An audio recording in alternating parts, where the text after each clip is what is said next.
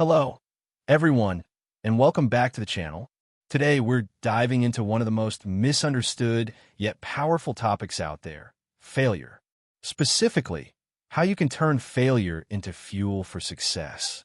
In today's fast-paced, high-pressure world, failure has become something we're all too afraid of. But what if I told you that failure isn't your enemy? What if it's actually your greatest teacher? Type yes in the comments if you've ever felt like a failure stopped you from moving forward. If you have, don't worry, you're not alone.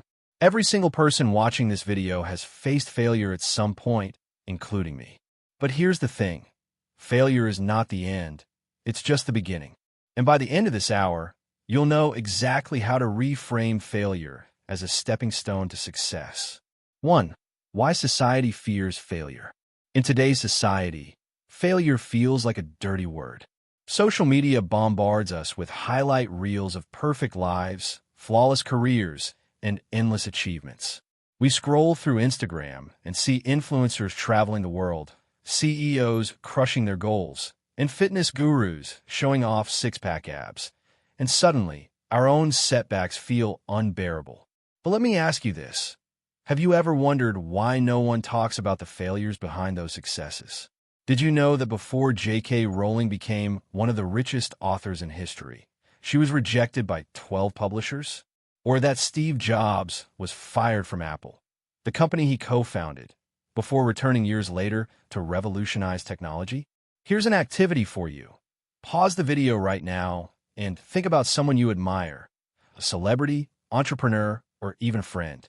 Now, Google their name followed by the word failure. You'll be shocked at what you find. Share one surprising fact you discover in the comments below. Trust me, it'll change the way you view success. 2. My personal story of failure. Now, let me get personal for a moment. A few years ago, I started a business that I was absolutely convinced would change my life. I poured every ounce of energy, time, and money into it. But after months of hard work, it failed miserably. I lost everything. My savings, my confidence, and honestly, a part of myself. For weeks, I couldn't stop replaying every mistake in my head. Why didn't I plan better? Why did I trust the wrong people? Should I have given up sooner? But then, one day, I realized something. That failure taught me more than any success ever could. It showed me where I went wrong, forced me to grow, and ultimately led me to create something far better down the line. So, here's my question for you. Can you recall a time when you failed at something big?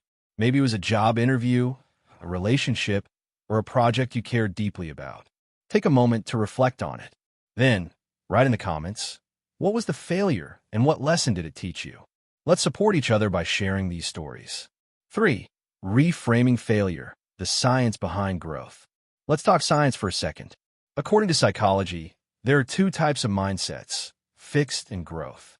People with a fixed mindset believe talent and intelligence are static traits. They either have them or they don't. When they fail, they see it as proof they're not good enough. On the other hand, people with a growth mindset understand that skills and abilities can be developed over time. To them, failure is feedback, an opportunity to learn and improve. Think about it this way. Imagine you're learning to ride a bike. Would you expect to master it without falling once? Of course not. Each fall teaches you balance, timing, and perseverance until eventually you're riding smoothly. Life works the same way. Here's an exercise. Grab a piece of paper and divide it into 2 columns. On one side, write down 3 recent failures. On the other side, list the lessons you learned from each one. For example, maybe losing a job taught you the importance of networking, or a breakup helped you prioritize self-love. Once you're done, share one takeaway in the comments. This simple act will help shift your perspective instantly. 4. Turning failure into action. Okay, so now we've reframed failure. But how do we actually use it to succeed? Here's the step-by-step process. 1. Acknowledge your emotions. When you fail, it's natural to feel angry, sad, or frustrated. Don't suppress those feelings. Instead, allow yourself to sit with them for a moment. Journaling can be incredibly helpful here. Write freely about how you feel without judgment. 2. Analyze what went wrong. Ask yourself, What factors contributed to the failure? Was it poor planning, lack of resources, or external circumstances beyond your control? Be honest but kind to yourself. 3. Identify lessons learned. Every failure carries a lesson. For instance, if you bombed a presentation, perhaps you realize you need better preparation or public speaking practice. 4. Create an action plan. Based on what you've learned, outline specific steps to avoid repeating the same mistakes. Break it down into manageable tasks. 5. Take inspired action. Finally, take one small step toward your goal. Whether it's updating your resume, reaching out to a mentor, or signing up for a class, action rebuilds momentum.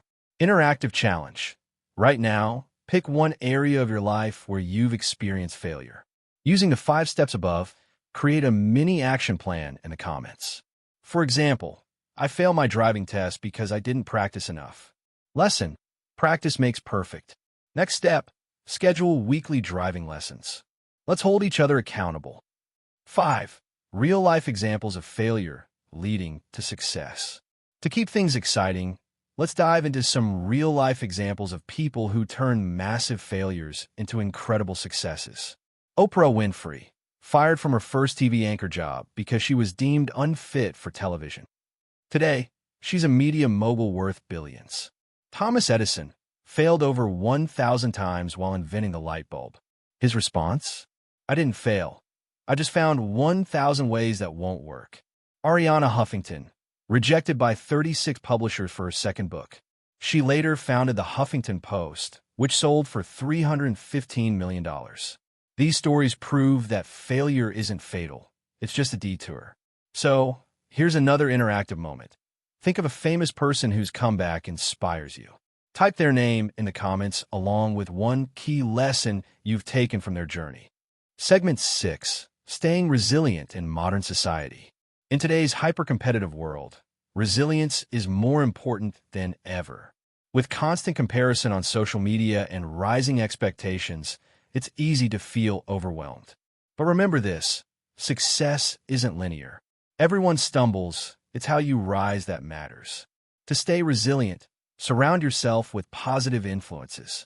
Follow accounts that inspire you. Join communities of like-minded individuals, and seek mentors who can guide you. Also, practice gratitude daily. Even during tough times, focusing on what you do helps maintain perspective.